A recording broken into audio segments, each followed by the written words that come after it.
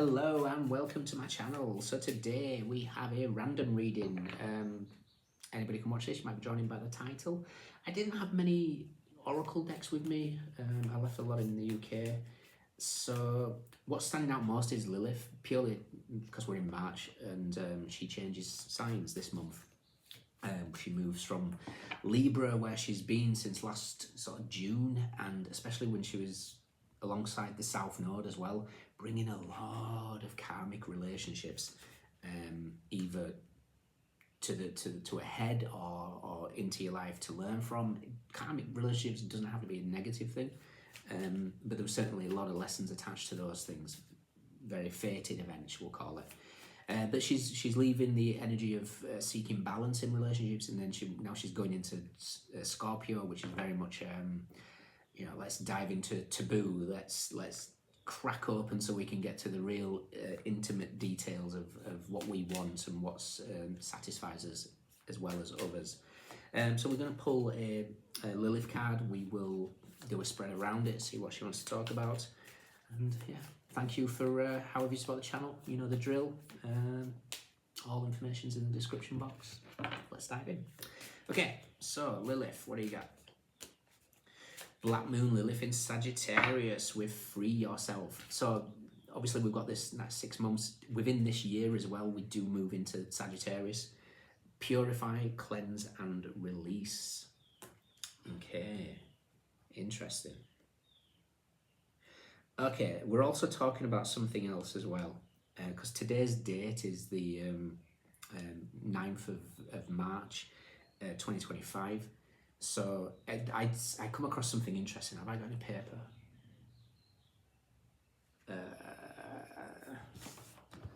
Right, okay, here we go.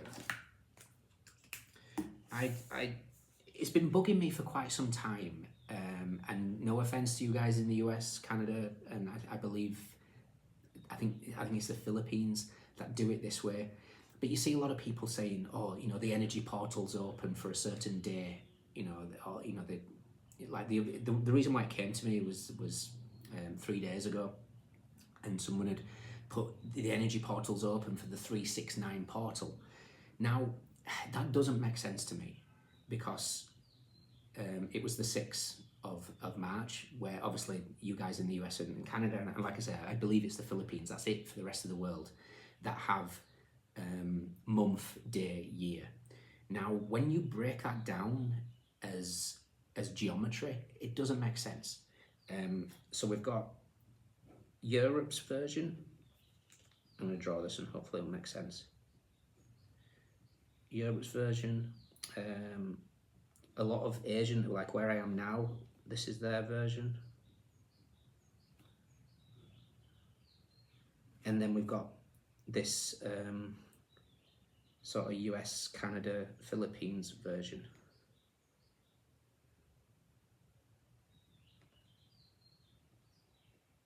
So, now based on it all being one common size, this is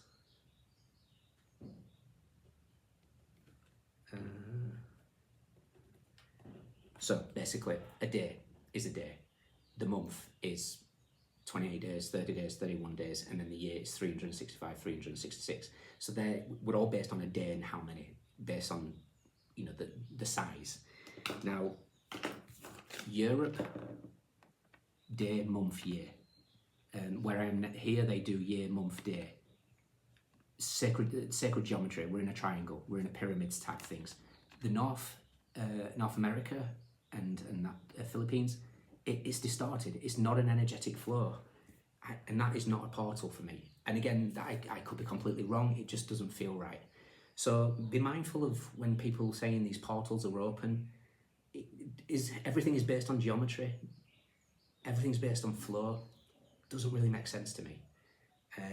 So something to think about. It's obviously a message for somebody that's been either pondering it themselves or wondering why they're not seeing results from these things.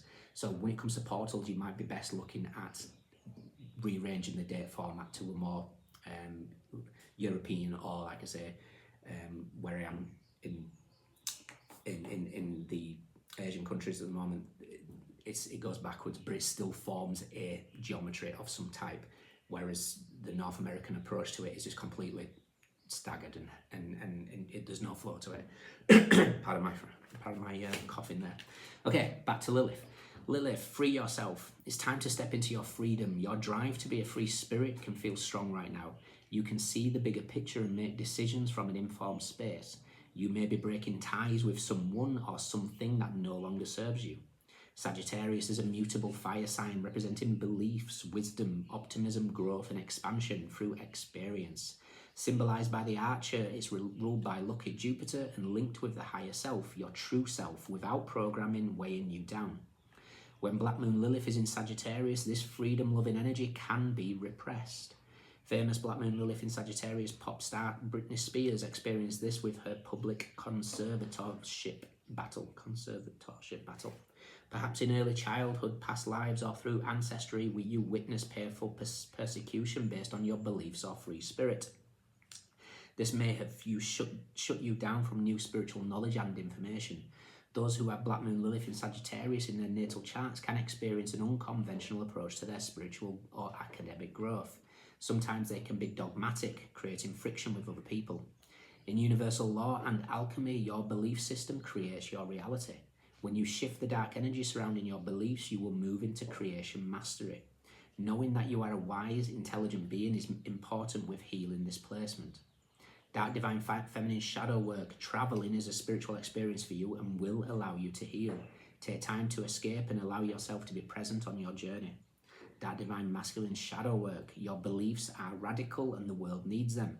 Journal and write down your most rebellious and adventurous thoughts. The universe is liberating you from the control of others. Your higher perspective is freedom.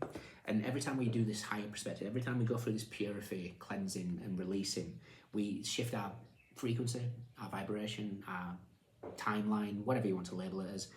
But whenever we do that, we do get the past calling back. That past can be in your face, a person, a situation, an environment, or it can be subtle, old habits, old ways of doing things, situations, thought processes re-emerging. So when that calls, just remember to say no, thank you. Okay, so let's dive in. What Lilith has here. Didn't expect it to go in that direction, but it was something that it came to me the other day, and I was like, yeah, this doesn't make sense. One more. Okay, Black Moon Lilith in Sagittarius, free yourself. We have the sun. Okay, clarity. Beautiful energy. The sun is beaming down. What do we know? Okay. What don't we know?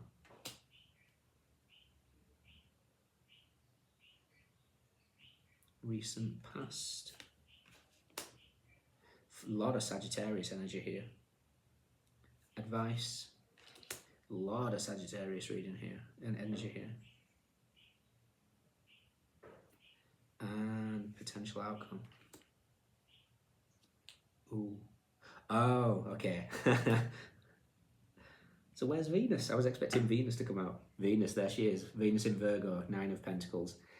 9 of Wands, Queen of Cups, 7 of Swords, Knight of Cups, Ace of Swords, the Emperor and the 3 of Cups. Okay, right, we're talking about, yeah, that makes sense actually now. Okay, so when we get into June, we will be in Gemini season in June, the 14th to be exact. There's an opposition. I'll go through the cards and then we'll talk about this opposition, and it's going to show you some. I'm seeing everything now. This is going to be amazing. Okay, the Sun. What we're aware of is the King of Wands. Now, the King of Wands is the leader. It's very charismatic, very full of desires, knows what he wants, a leader. The Sun in the background is just getting stronger and stronger. It just feels like something is getting stronger and stronger. This could be magnetism. This could be so many different things. But energetically, it's 2 parts Sagittarius, 1 part Shadow Scorpio. Lilith moving into Scorpio. What we're not aware of is the 4 of Swords. The 4 of Swords is Jupiter in Libra, and again, it's just like this. There's something that's expanding. Jupiter rules Sagittarius as well, King of Wands, 2 parts Sagittarius. And again, it's finding that balance. It's finding that, how do I want to put it? It's like, there's something that's teaching us here about opposites can be, can coexist. And I'll get to that in a second. But we've got this like 4 of Swords energy, and it's my vertex card as well. So the vertex could be playing a part. It's a mathematical point in your chart that gets activated by certain planets as it transits it, whether that's in opposition, whether that's in conjunctions, etc., etc. Recent past, Temperance. So there's again Sagittarian energy. You don't have to have Sagittarius in your chart, but there's the whole idea of Sagittarius is blending to make something. Usually fire and water, but it can be anything. There's a blend of two things to make another thing. And your advice, 8 of Wands, Mercury in Sagittarius, the Magician meets Temperance. Again, alchemy, magician, alchemy, temperance, art, alchemy. Your outcome's the 2 of Pentacles. Now the 2 of Pentacles as an outcome is purely to show me an opposition. Now, as we step into June, we have Lilith in Scorpio opposite Venus in Taurus. Now that's going to be a very interesting dynamic. You think Lilith is the dark divine feminine, she's in the rawness of Scorpio, meets Venus in Taurus. Taurus likes beauty and stability, doesn't like to do too much change, and Lilith wants to rip apart here. And it feels like an irresistible force meets an immovable object. Taurus is the bull. So you think Lilith in all her splendor comes up against Venus and the bull. And it's going to, you might notice a magnetic pull towards relationships that they could be taboo. They could be, it goes against societal norms in some or your personal norms possibly. It doesn't have to be societal. But these are growth relationships. These are relationships that are going to be achieved, this growth through intensity and depth, very scorpionic. And what it's going to represent is this union of how 2 opposites can coexist. We've got the sun here. The sun purifies. And the shadow aspect of Scorpio. Scorpio, it's not necessarily a shadow, but it's desire. So we've got purity and desire all in one coexistence. Very interesting. Definitely checking out the Death card to bring the shadow aspect of this King of Wands. But something is moving very, very quickly. It's like, is it Beverly Hills Cop in it? The heat is on, the song. Interesting. So let's see.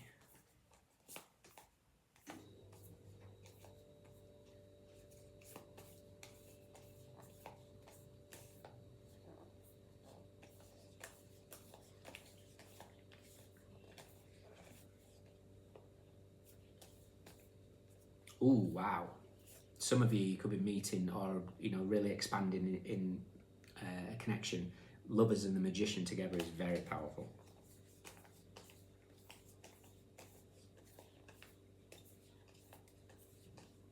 Where is Death?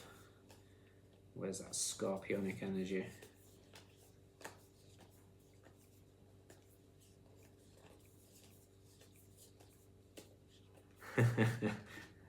She's with the Moon and the Queen of Swords. Okay, honor your emotions as well. Boundaries are a big thing, but look, that scorpionic energy, which is what's missing in this spread of this 2-part Sagittarius, 1-part Shadow Scorpio, and what's the other half of the Sun? It's the Moon. This is a combining of opposites, and it could challenge. It could have the Queen of Swords with rosy cheeks here. She doesn't normally have rosy cheeks, but when the sun is shining, she's getting rosy cheeks. Fascinating.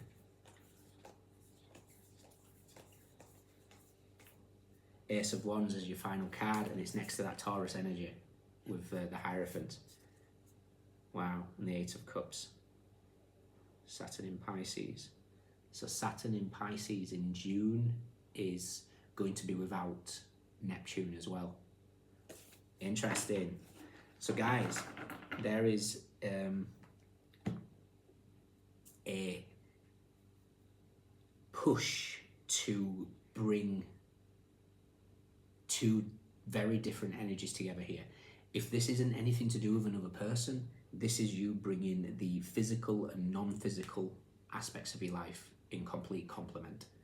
You know, this is taking action in the physical world, trusting in the non-physical world, and when you do that, you create magic. That's where you get the magician. The magician hidden in this Eight of Wands, because it meets the Temperance card. It was next to the Lovers. The Lovers is that union within yourself. How fascinating. I think whatever this is going to have you definitely challenging societal norms. There's going to be situations where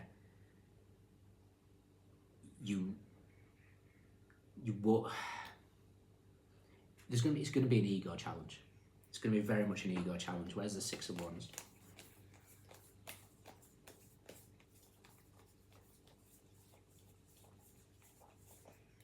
Six of Wands is with the Ace of Pentacles and the Eight of Swords. Jupiter in Gemini is also going to be in its final degree as well. This is a big opportunity to think to yourself, why do I have a certain view of something? What is that? Is it mine? Is it society's? Is it conditioning in some format? I think there's going to be a lot of challenging aspects to your relationships here. And it doesn't have to be relationships. Like I say, it could be just finding your own inner magic. But there's definitely a push towards, without Neptune, we've got Neptune here with confusion and illusions, pardon the noise. So Neptune's not going to be in Pisces. It's going to be into Aries as well, really adding fire to that. Your advice? Okay. Potential outcome. Okay. We have Cancer, Pisces, Cancer, Scorpio, but it's just the Ace of Cups, the Ace of Water. So we've got illusions, Neptune, confusion. Vanity and pride is your advice. Ego, what did we talk about? This is where your ego gets in check. Your outcomes, twin flames. Don't get caught up in the labeling of things like that. Just think of it as your complement if this is a dynamic. Or it could be talking about the energy of in the Goddesses, Gods and Guardians deck. It talks of Mary Magdalene. When we find that inner union, the sun and the moon within yourself, the yin and the yang within yourself, energetically, by law of the universe, it has to appear in your environment. And that's all aspects of life. The career path, the friendships, the joy, all those things definitely coming your way. There's a big indication here. Like I said, 2025, the nine of Pentacles is quite a dynamic. Let's end it with some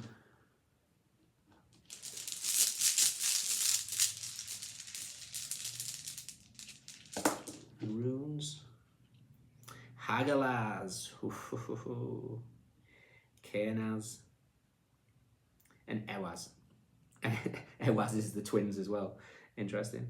So Hagalaz, Kenaz, and Ewaz. Ewaz is the journey, but it's a union of two legus joined together. But Hagalaz is kind of like the tower. It's destruction, it's hail. Kenaz is the torch, the light, lighting the way. It feels like it's like the immovable, irresistible force meets the immovable object. Something is going to challenge your perception of societal norms or your own personal viewpoints on something. Okay? Good old Lilith. Okay, let me know if it resonates. See you soon. Bye.